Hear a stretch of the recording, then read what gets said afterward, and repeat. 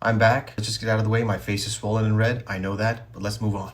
Islam and Critical Thinking, Episode 2. I don't know why I whispered that. The things I do to keep y'all's attention. It's kind of humiliating. What if I told you that there's a line from the Quran that you've probably heard a million times, but you have not realized that this line is actually fighting against one of the most difficult biases that humans have ever had to overcome? The verse is from Surah Ikhlas and it goes like this. Walam yakun lahu kufuwan. Translation, and there is none comparable to him. Him being Allah. Allah is telling us in this verse that there is nothing we can possibly compare him to. If you really think about it, this is one of the most mind-boggling verses in the Quran. The bias this verse is shattering is called the Anthropomorphism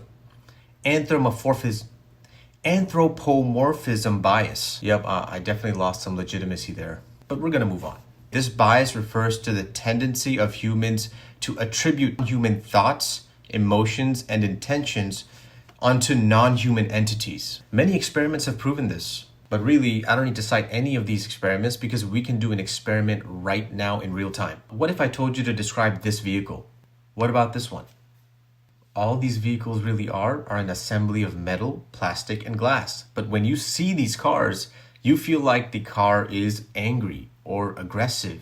That right there is the that right there is the bias that we're talking about. As I said before, biases are built into human brains. They are ancient. They've been built in for survival reasons, but they work against us in recognizing truths. So we have to be aware of them. When Allah says there is none comparable to him, he is shattering this very strong bias because humans comprehend by comparison. So Allah is saying he is basically incomprehensible. At the same time, he is describing himself in the verse. So we have to be able to hold this balance.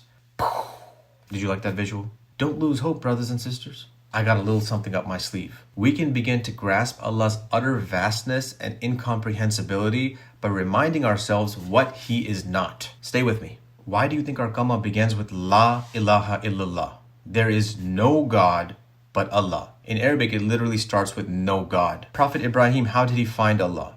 He looked at the moon and then looked at the sun and said, no, this is not Allah. The phrase Allahu Akbar does not mean God is great, like many people think. It translates to God is greater, meaning whatever context you might be saying Allahu Akbar, you're saying none of this in this situation is comparable to Allah. He is even greater than this. And finally, there's the verse in the Quran in which Allah speaks of the unforgivable sin, which is associating anything with him of all things. All of this works against the stubborn anthropomorphism bias. Again, I got it right.